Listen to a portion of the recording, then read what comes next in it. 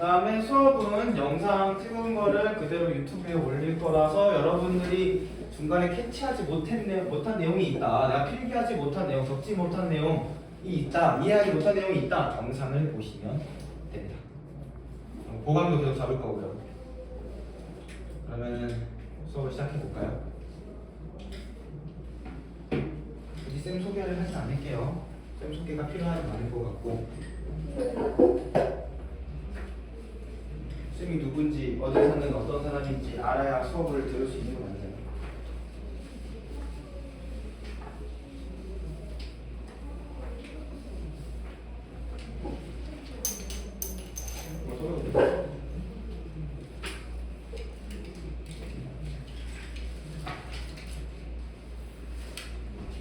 자, 뭐라고 적혀 있나 보면은 맨 처음 제일 위에 큰 글자로 원소의 주기성이라고 적혀 있어요. 즉 여기는 원소의 여러 가지 주기적인 성질, 얘네가 계속 누군가가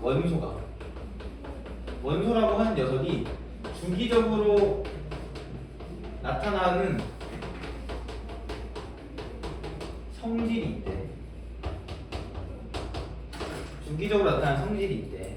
그래서 이 성질들이 무엇이고 우리는 그걸 어떻게 구별해주고 어떤 녀석들인지 파악할 거냐라는 얘기예요. 자, 옛날에 했던 거 떠올립니다. 생각해준대요. 중학교 1, 2, 3학년 때 했던 내용들 떠올려 봅시다. 원소가 뭐였죠? 기억나나요? 얼마 전에 했습니까? 원소가 뭐였어요? 원소가 뭐예요? 일단 그러면 여러분들 영어 좋아하니까 영어로 물어볼까요? 원소가 영어로 뭐예요? 엘리멘트. 맞아요? 엘리멘트 아니에요? 원소는 엘리멘트죠. 엘리멘트. 굳이 적을 필요는 없긴 하지만. 자, 원소가 뭐냐? 물질을 이루는 성분이에요. 성분. 자, 포인트는 성분이에요. 성분. 자, 얘들은 그냥 어떤 물질 중에서 가장 기본적이고 기초적이고 가장 나눌 수 없는 그런 성질들을 의미해요. 얘들은 다른 물질로 분해되지 않는다. 얘네들은 정해져 있어. 얘네들은 원소라고 하는 애들은 성질이 정해져 있고 물질이 정해져 있어. 그래서 얘네들을 이용해서 원소와 다른 애들을 물질들을 구별할 수 있대. 자, 얘들은 성질입니다. 성질. 자, 얘들은 성질이기 때문에 개수를 셀 수 없어요. 원소가 이 원소는 몇 개 있어라는 말을 이 원소는 몇 개 있어라는 말을 쓸 수 없어요. 이 원소는 몇 개 있어라는 말을 쓸 수 없어요. 성분이니까. 내가 가지고 있는 성분 중에 성격이라고 할게. 내가 가지고 있는 성격 중에 나는 행복한 성격을 가지고 있는데 그 성격은 36개 있어 라는 말을 못 쓰겠죠. 원소는 성분이기 때문에 몇 개인지 쓸 수 없습니다. 자, 원소의 종류. 현재까지 알려진 원소의 종류는 118가지입니다.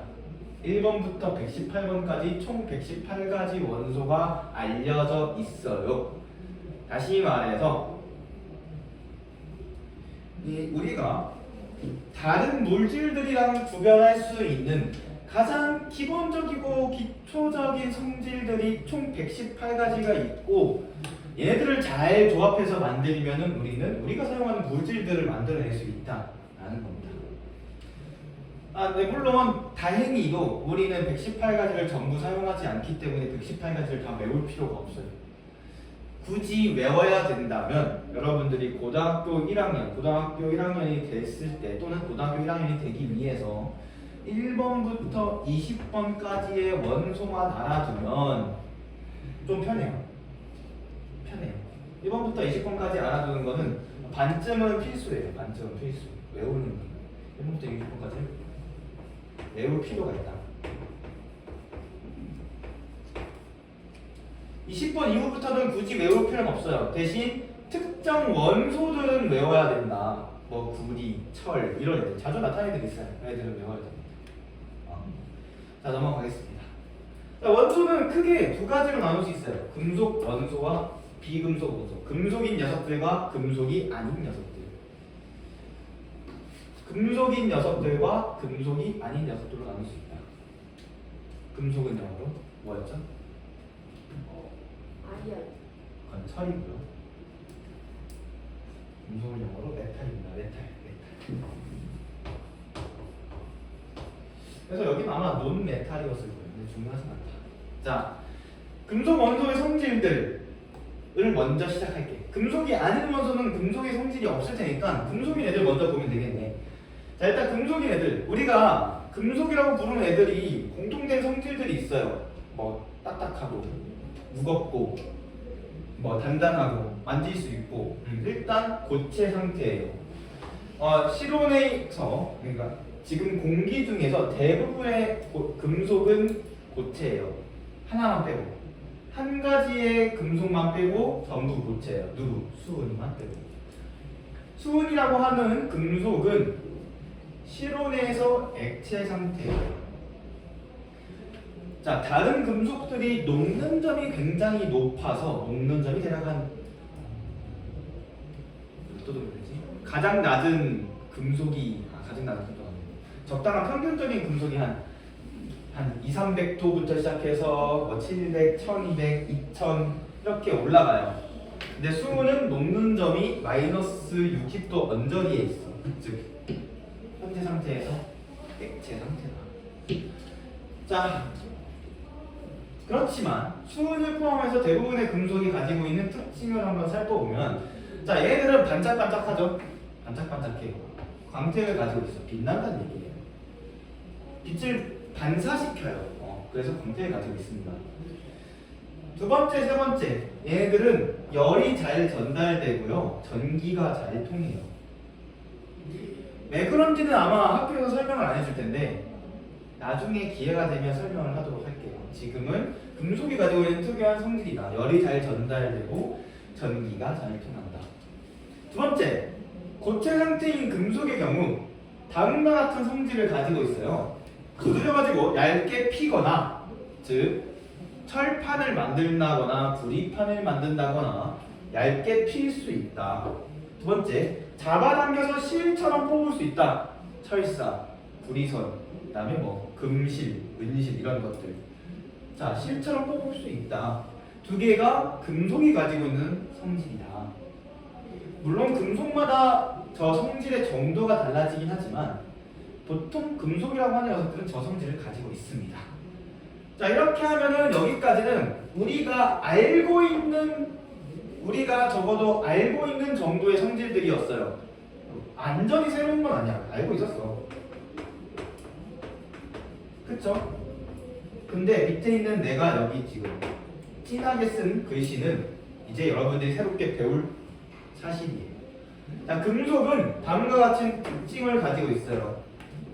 전자라고 하는 것을 잃고 양이온이라고 하는 물질이 되려고 합니다. 양이온이라고 하는 상태가 되려고 합니다.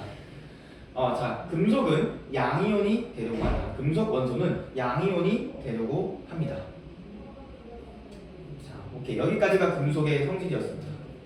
자, 그럼 비금속 원소는 메탈이죠.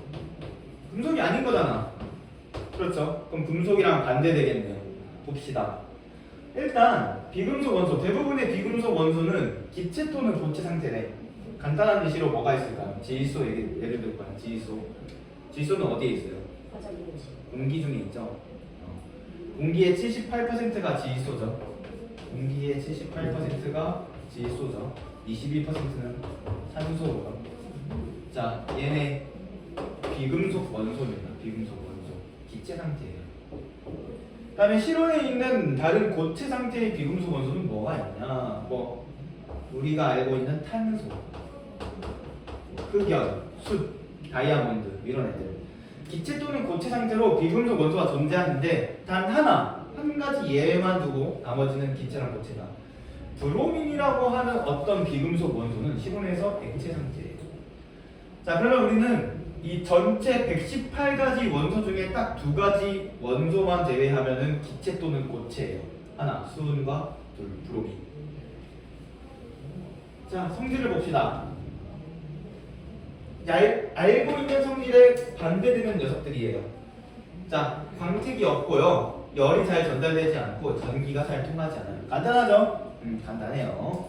여기까지는 우리가 알고 있는 내용이고 밑에 있는 굉장히 중요한 이번 단원에서 계속 쓰인 전자를 얻고 음이온이 되려고 한다. 전자를 얻고 음이온이 되려고 한다. 자, 금속 원소는 전자를 잃으려고 하고 비금속 원소는 전자를 얻으려고 해요. 그래서 나중에 금속 원소랑 비금속 원소가 어떤 식으로 반응을 한다라고 하는 걸 아마 다음 주쯤에 배우게 될 겁니다. 자, 조금 밑으로 내려가 봅시다. 반응성.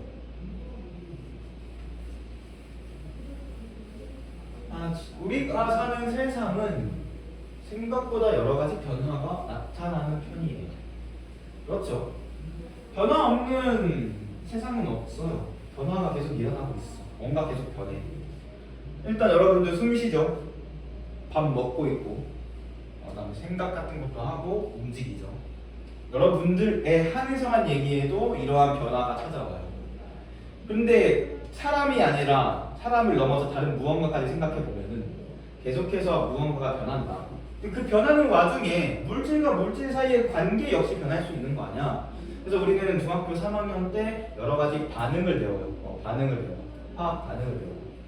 근데 이런 반응들은 얘네들이 얼마나 잘 일으키는지 달라지는데, 자, 금속 원소의 경우는 주기율표라고 하는 표에서 왼쪽과 아래로 갈수록 반응성이라는 게 커진대요. 자, 비금속 원소는 오른쪽과 위로 갈수록 반응성이 커진대요. 자, 반응성이 커진다는 얘기는 무슨 얘기냐면, 가장 간단하게 표현하면은 다른 원소랑 쉽게 결합한다는 얘기예요. 다른 원소와 쉽게 결합한다는 얘기예요. 그리고 얘네가 쉽게 결합하는 이유, 또다시 전자가 튀고, 전자가 다른 원소에 비해 쉽게 이동한다. 그래서 이 부분은 조금 이따 다시 또 설명을 할 겁니다. 자, 그래서 왼쪽으로 갈수록 아래로 갈수록 금속 원소들은 반응성이 커진대요. 그래서 나중에 주기율표를 봤을 때, 아, 저 친구들, 저 구역에 있는 애들은 다른 금속에 비해서, 다른 원소에 비해서 쉽게 반응하는구나. 비금속 원소는 오른쪽으로 갈수록, 위로 갈수록 반응성이 커지겠구나 라고 하는 걸 알 수 있습니다.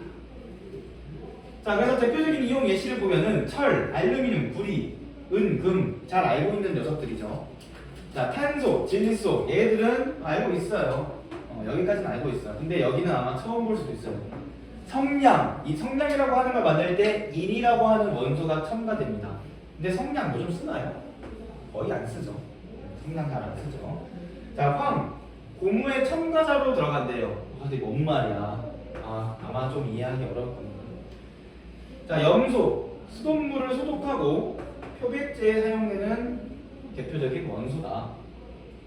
여기 이런 내가 소개한 5가지 원소들 말고도 다른 원소들이 계속해서 사용되고 있어요. 뭐 예를 들어서 금속 원소에는 뭐 크롬, 타이타늄, 바나듐, 이트륨 이런 애들이 있을 수 있고요. 비금속 원소에는 뭐 규소, 셀레늄, 아스타틴 이런 애들이 있을 수 있습니다. 다 적을 수는 없어요. 그렇다고 막 쌤이 여기 118가지 다 적고 어떻게 사용된다라고 적으면은 이 종이가 모자랄 겁니다. 자, 한 가지 추가적으로 얘기할 게 있다면, 금속 원소랑 비금속 원소가 완전히 0, 1 이렇게 나눠지는 게 아니라 얘가 성질이 되게 천천히 슬금슬금 변한다 생각하면 돼요. 그래서 중간에 위치한 원소들이 있어요.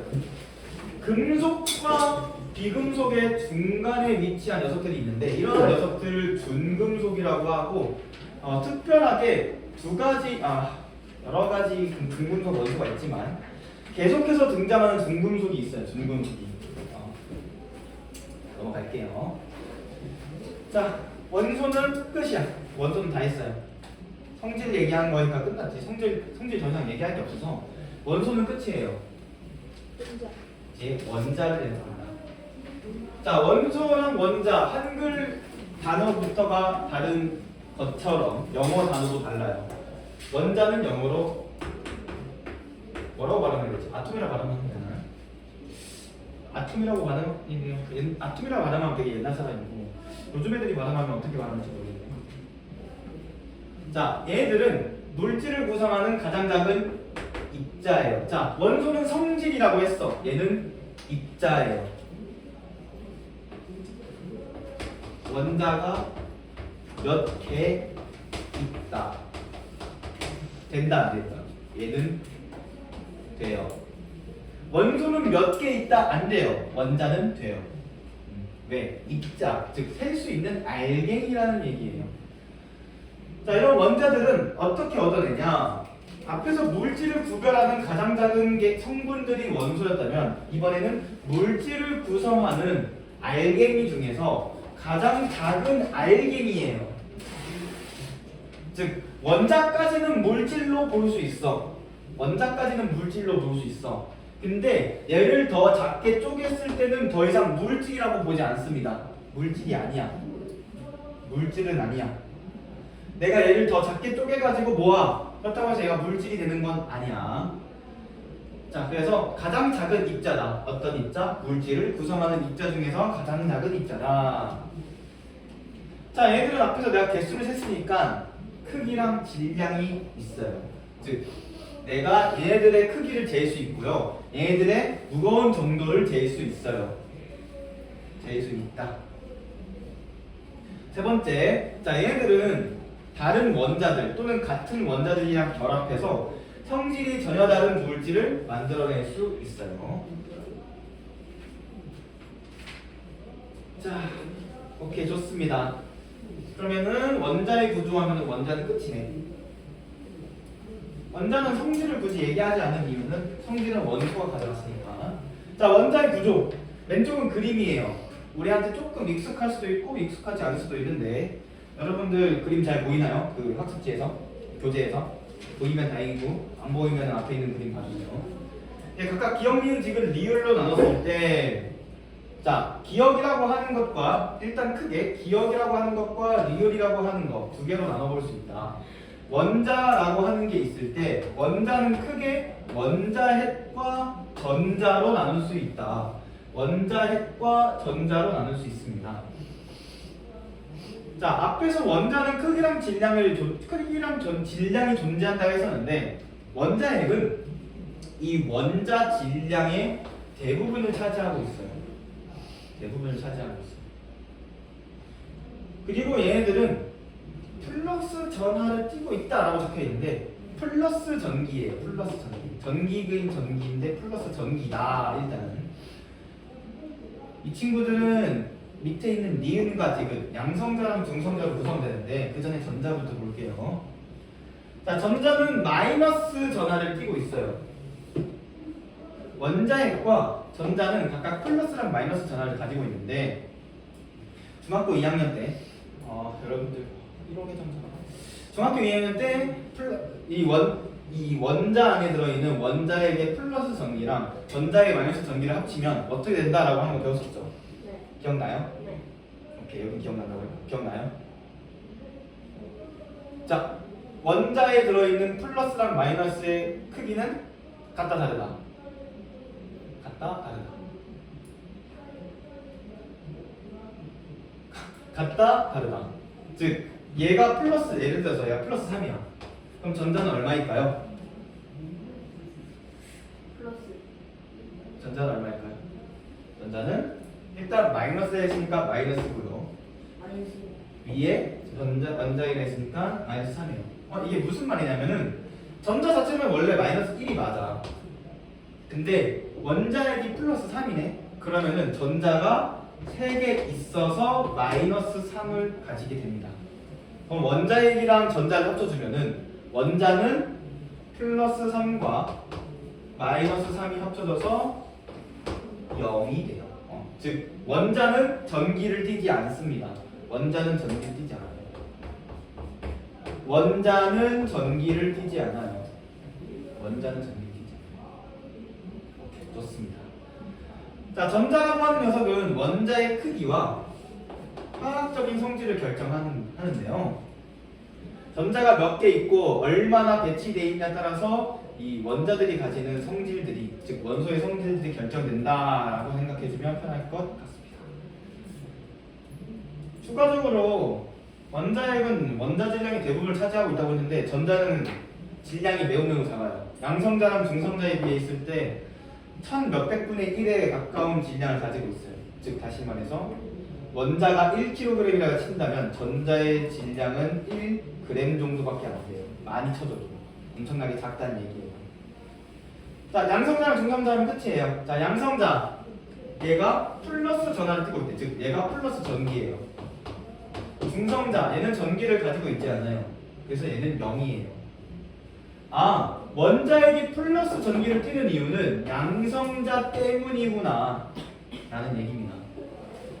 원자핵의 플러스 전하량을 결정한다. 두 번째, 양성자는 원자핵 안에 양성자의 개수가 몇 개 들어있냐에 따라서 원자의 종류가 결정됩니다. 즉 무슨 원소는 안에 양성자가 3개 들어있어. 무슨 원소는 안에 양성자가 7개 들어있어. 이렇게 원자의 종류를 구별하기 위해서 원자의 종류가 구별되는 것은 이 원자의 안에 들어있는 양성자의 개수 때문입니다. 중성자는 다른 역할은 크게 하지 않아요. 여러분들 고등학교 과정에서는 중학교 과정이랑 고등학교 과정에서는 중성자의 역할이 나오지 않습니다. 중요하지 않아요. 저런 게 있다 정도. 자, 그럼 넘어가겠습니다. 어느 정도 됐으면 넘어가도록 하겠습니다. 자, 이제 약간 조금 더 어려운 말을 해봅시다. 앞에까지는 중학교 1, 2, 3학년 내용에서 나오는 부분들이라서 크게 어려운 내용은 아니었어요. 근데 여기부터 이제 고등학생들이 진짜 실제로 뭘 배우냐를 조금 요약하고 간추려서 가져온 거야. 생각해봅시다. 자, 전자라고 하는 녀석은 우리가 그림을 그릴 때, 자, 원자라고 하는 녀석을 그렸을 때 안에 이렇게 원자 핵을 그리고요. 전자를 보통 어떻게 그리냐면, 사람들이 어떻게 그리냐면 이렇게 전자가 돈다라고 그려요. 어디서 본 것 같은 그림이죠. 이렇게 전자가 돌고 있다. 대표적으로 그리면 이러한 약간 궤도가 2개 겹쳐 있는 모양으로 그리죠. 그래서 사람들이 계속 이렇게 생각하다가 근데 전자가 이렇게 움직이면 안 되는 거 아니야? 하면서 누군가 생각해요. 그 사람이 보니까 전자는 그렇게 안 움직인다. 전자는 돌긴 도는데 얘네가 아무렇게나 이렇게 빙글빙글 도는 게 아니라 마치 태양계처럼 정해진 궤도만 돈다. 그래서 그것을 우리는 앞으로 전자껍질이라고 부를 거예요. 정해진 길이에요. 정해진 궤도, 정해진 길. 어느 만큼 떨어져 있어. 이 떨어진 거리에서만 전자가 움직이고 있다. 근데 이 떨어진 거리는 누가 결정했냐? 전자가 가지고 있는 에너지가 결정한대요. 근데 전자가 에너지를 어떻게 가져? 에너지가 뭐였는지 기억해요? 에너지가 뭐였죠? 우리가 배웠던 에너지가 뭐였죠? 중학교 3학년 3단원과 6단원에서 2번씩 배웠는데 1? 아니야. 쌤이 원하던 대답이 아니야. 일할 때 필요한 거? 힘? 에너지가 제가 뭐예요? 가지고 있는 일을 할 수 있는 능력. 아니, 지금 맞잖아요. 그래요? 네. 맞아요? 확실해요? 네. 확실해요? 여기 선생님 알겠어요. 자, 얘네가 힘을 가지고 움직일 수 있으면은 에너지가 가지고 있다라고 했었어요. 그쵸? 했었죠? 기억나죠? 자, 얘네들이 원자핵이 플러스를 가지고 있다 했었고 전자는 마이너스를 가지고 있다 했었죠. 근데 우리가 자성을 생각하면은 서로 다른 애들끼리 끌어당긴다고 했어. 네. 그쵸? 얘네 전기도 비슷해요. 플러스 전기랑 마이너스 전기는 서로 끌어당기는 힘이 작용해요. 서로 끌어당기는 힘.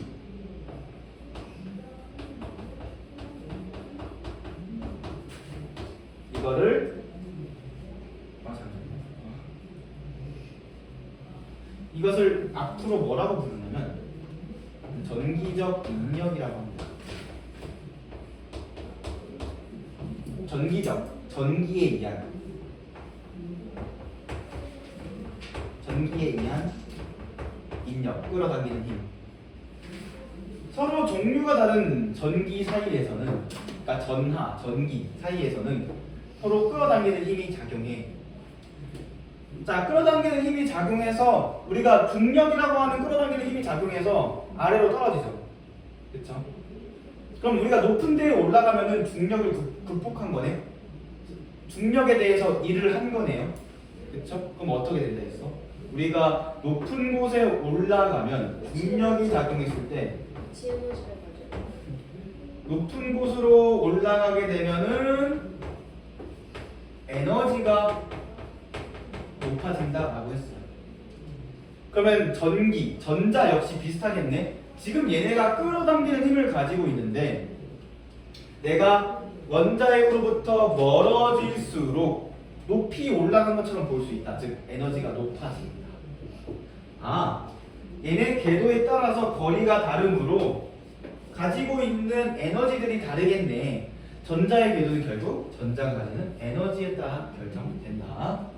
이것을 제시했던 학자의 이름이 바로 닐스 보어예요. 오스트리아의 학자였던 물리학자였던 닐스 보어는 전자가 가지고 있는 에너지가 정해져 있을 것이다 라고 주장합니다. 이때 어떻게 주장을 했냐? 전자가 가지고 있는 특정한 에너지 값을 에너지 준위라고 불러요. 아까 말이 어려운데 준위가 뭐냐면 레벨이에요. 레벨.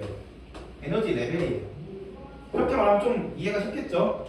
레벨이 정해져 있어서 1레벨은 1레벨에서만, 2레벨은 2레벨에서만, 3레벨은 3레벨에서만 움직일 수 있다. 여러분들 중학교를 생각해보면은 중학교 1학년이 갑자기 중학교 3학년 교실 옆에서 서성거리면 어떻게 해요 여러분들? 몰라요. 혼나요? 결정. 3학년은 혼내고 1학년은 혼나겠죠? 그러니까 웬만하면 서성거리지 못하겠죠? 그 레벨이 맞는 층에서만 놀아라. 전자들 역시 똑같아. 그 층에서만 놀아. 너네 1레벨이면 1레벨에서 놀고요. 2레벨이면 2레벨에서 놀고 3레벨이면 3레벨에서 놀아. 3층에서 놀아. 얘네들이 가지고 있는 에너지에 따라서 움직일 수 있는 공간이 달라진다. 두 번째, 이 레벨은 원자에게 가까울수록 작아요. 낮아요. 즉 멀리 떨어져 있을수록 레벨이 높다. 자, 여기까지 했을 때 이해가 안 되는 부분 있는 사람? 없는 것 같네. 오케이, 다행이네요. 자, 봅시다. 이제 규칙이 있어요. 얘네들 채울 수 있는 규칙이 있는데 일단 조금 말이 쉽죠. 안에부터 채워요. 안에부터. 안쪽부터. 네 글자로 줄이면 안쪽부터 채운다. 두 번째, 채울 수 있는 수가 정해져 있다. 정원이 있다. 리미트가 있다. 정원이 있다. 정해진 것보다 더 많은 애들을 넣을 수는 없다라는 얘기예요. 그래서 밑에 첫 번째, 두 번째, 세 번째 전자 껍질이라고 해가지고 첫 번째 껍질에는 지금 몇 개 들어가 있어? 한 개, 두 개. 최대치가 두 개예요. 자, 그러면 이제 첫 번째 전자 껍질을 한 개, 두 개 채웠으니까 이제 두 번째 전자 껍질을 살펴봅시다. 한 개, 두 개, 세 개, 네 개, 다섯 개, 여섯 개, 일곱 개, 여덟 개. 두 번째 전자 껍질이 지금 몇 개 들어갔어요? 최대 8개가 들어갔네. 자, 만약에 내가 8개를 갖고 왔어. 안에부터 차례대로 채우면은 2개를 먼저 채우고 나머지 6개가 두 번째에 들어간다는 얘기예요. 8개를 가져왔을 때. 그럼 지금 여기는 전자가 몇 개 있는 거야? 10개. 안에 왜? 안에 2개 있죠. 네. 밖에 몇 개 있어? 8개 있어. 8개. 그래서 총 10개예요. 자, 세 번째 이제 8개까지 꽉 채우고 나면은 그 다음에 세 번째로 넘어가게 돼요. 세 번째 몇 개인지 살펴보니까 하나, 둘, 셋, 넷, 8개. 자, 세 번째 역시 최대로 채울 수 있는 게 8개래요. 그러면 안에 2개 채우고 8개 채우고 즉 10개 넘어서부터는 세 번째에 들어간다 라는 얘기예요. 지금 그 밑에 쌤이 각각 1주기 원소, 2주기 원소, 3주기 원소라고 적어놨는데 이따가 주기율표를 보면서 1주기, 2주기, 3주기가 의미하는 게 뭔지 살펴보겠습니다.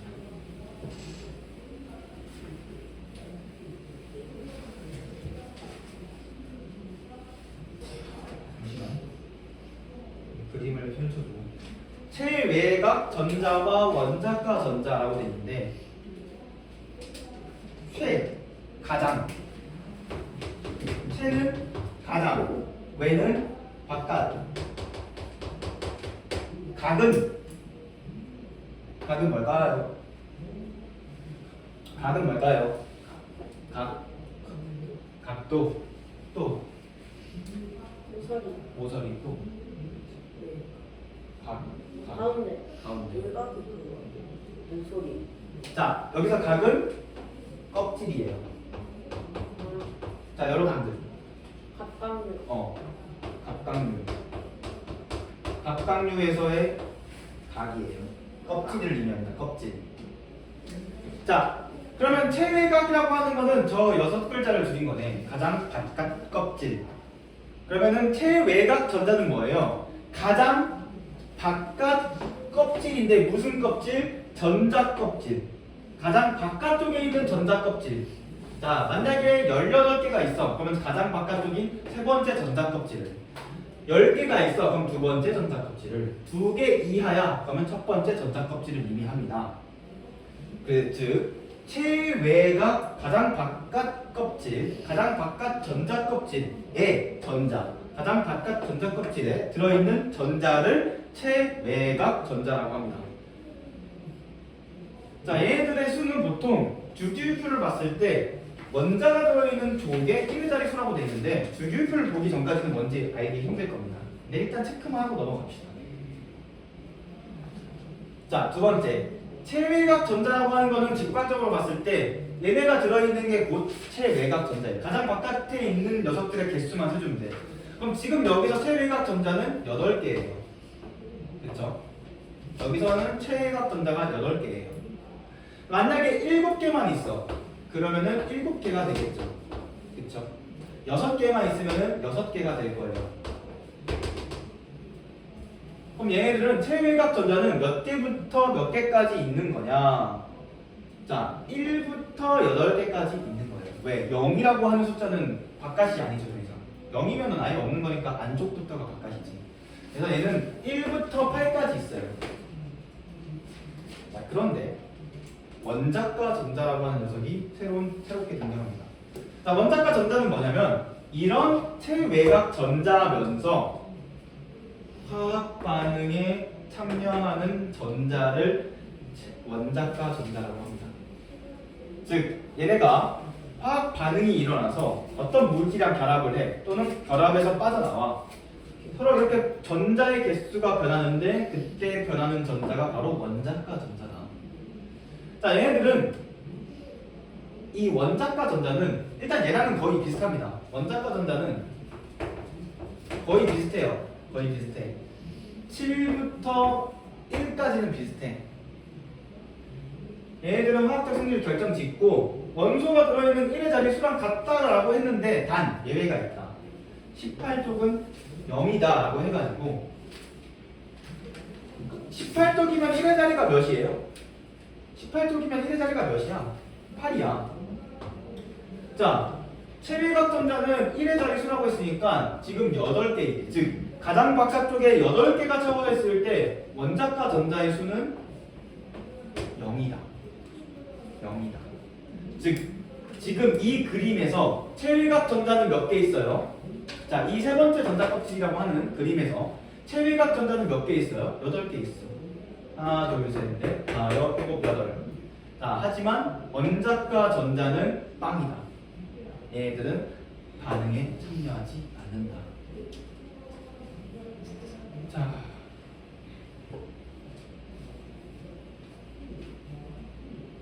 됐나요? 네. 음. 주기율표.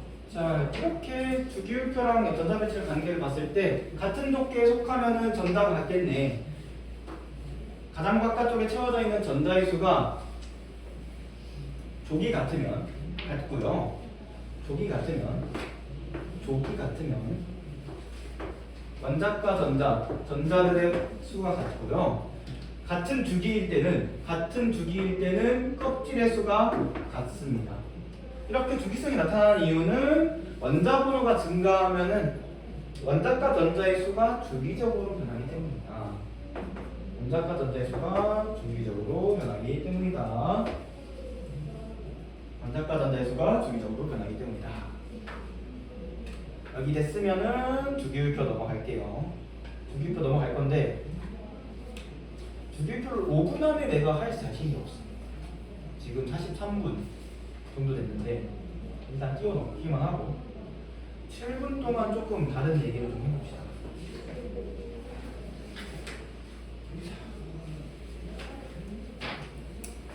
여러분들 내용이 조금 어렵죠? 조금 어려워요? 많이 어려워요? 아니면 해볼만해요? 나눠서 좀 물어볼게요. 어때요 다들? 약간 나 이거 너무 힘든데? 있을까요? 너무 힘들다.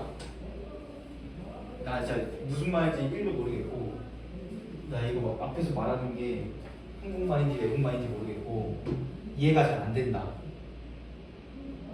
는 없는 것 같아요. 내가 봤을 때. 그쵸? 아 진짜 빼고는 다 이해져. 원작 같은 데는 사실 고등학교 1학년 애들도 잘 몰라요. 걔네도 거의 많이 틀려. 걔네들, 그러니까 여러분들이 고등학교 1학년 정도 되면은 막 조금 대단해 보이겠지만 걔네들도 사실 멍청이에요. 멍청이야 걔네들. 영상이 지금 찍히고 있는데 괜찮아, 편집 안 할 거라서. 어차피 아무도 안 보더라고. 원래도 아무도 안 보는데 뭐 무슨 말을 하든 무슨 의미가 있겠어요. 봐요? 네, 가는데요. 선생님 영상 봐요? 네, 그런데 선생님 저기 왜 넣고 불법 응? 불법하는 사람 있으면 어떻게 해요? 뭐라고? 영상 불법하는 사람 불법한 사람 있으면 어떡하냐고요? 그럼 있으면 있는 거지. 내가 뭘 할 게 뭐가 있어? 아니 그 부분만 이렇게 얼굴에 있으면 있는 거지. 자, 진짜 쌤 김철호 TV예요. 아니야? 왜 김초롱 TV야? 아니 나는 그 이해가 안 되는데 맨날 애들 유튜브에 올린다고 하면은 다 그럼 쌤 이름 김철우니까 김철우 TV예요? 물어보던데. 이거 김철호 TV인데요. 쌤 괜찮은 TV 아니에요? 아닌데. 뭐예요? 너 내 거 말고 다른 거 보는 거 아니야? 선생님 닮은 사람 있어요? 남자인데. 남자인데? 네. 그렇겠죠. 너 닮은 사람도 있고 다른 애들 닮은 사람도 많은데 왜 나만 갖고 그러는데? 아니 이름이 똑같잖아요. 그럼 선생님 잘못된 줄 알았죠. 내 이름이랑 똑같고 나랑 똑같이 생긴 사람이 있을 수도 있잖아요. 없는데. 아무튼 뭐 얘기하려는데 영상 이해 안 돼가지고 잘 모르겠다는 거는 영상 올려줄 테니까 영상 보시고 영상 봐도 모르겠다 하면은 어차피 쌤이 계속 여러분들 보강 잡을 거고 과제 검사할 거고 할 그때 질문이랑 그다음에 이해 안 되는 부분 같이 진행할 거예요. 여러분들 이번 학기 하고 졸업시키기 위해서 무조건 졸업시킬 겁니다. 졸업 못하는 사람이 없을 정도로 굴릴 거예요. 부모님이랑 상의를 해서 절대로 졸업을 할 수 있게 만들 겁니다. 졸업을 못하는 사람은 없어요. 중간에 나가는 사람이 있을 수 있어도 졸업을 못하는 사람은 없어요. 오늘 이번 학기하고 우리는 무조건 졸업입니다. 이번 학기가 지금 10일 남았는데. 그러면 우리 준서는 10일 뒤에 나가는 거죠. 다른 친구들은 아직 학기가 안 끝났기 때문에 12월 달에 끝날 거고요. 쌤이 좀 여러분들한테 확인할 게 있어요. 확인할 게 있어. 그래서 앞에서 내가 뭐라고 말했냐면 이번 학기 동안은 계속 부른다. 불러서 계속 여러분들 어떻게든 으쌰으쌰 잘 이겨나가게 할 것이다 라고 얘기를 했죠. 방금. 그래서 여러분들 시간을 조절할 겁니다. 나올 수 있는 시간을. 그러니까 즉 쌤이 여러분들을 따로 30분에서 1시간 정도 불러서 과제랑 테스트랑 그다음에 뭐 이해 안 되는 부분들 재확인하고 진행을 할 겁니다. 근데 문제는 토요일, 일요일 보면은 시간이 완전 극악이에요. 쌤이 토요일 날은 지금 수업이 꽉 차 있어요. 근데 이 시간은 심지어 내가 뭐 수업 준비랑 간단하게 컵라면 하나 먹을 시간도 없어가지고 쌤이 지금 아직 점심도 못 먹었는데 토요일 날은 우리가 만나기 힘들어. 일요일 날은 9시 이후로 되긴 하는데 여러분들이 지금 중학생이다 보니까 9시 이후로 보기 좀 힘들어요. 그래서 우리는 평일에 만나야 됩니다. 평일에. 한목에 아무것도 없다. 그래서 여러분들 지금 이 시간표를 일단 기억을 해두거나 아니면 찍어가세요. 그 다음에 이 시간 중에서 여러분들 되는 시간을 조사할 거야. 이 하얗게 비어있는 시간 중에서. 지금 6시 반이라고 돼 있지만 6시 반 말고 여러분들 중학교 끝나면은 뭐 한 빨리 끝나는 학교는 뭐 2시일 수도 있고요. 그 다음에 뭐 3, 4시, 5시, 6시 뭐 학원 갔다 오고 나서 기타 등등 되는 시간에 30분에서 1시간 정도 비워두고 그때 우리가 정기적으로 뭐 과제 검사하고 테스트 본 거 하고 뭐 제시험 봐야 되면 제시험 보고 그다음에 여기 개념 안 돼 있는 부분 좀 확인해서 거기 부분 다시 나가고 개인적으로 수업을 할 거라는 얘기예요. 근데 쌤이 이제 다른 학생들이랑 최대한 안 겹치게 하려고 하고 있어가지고 지금 시간이 어떻게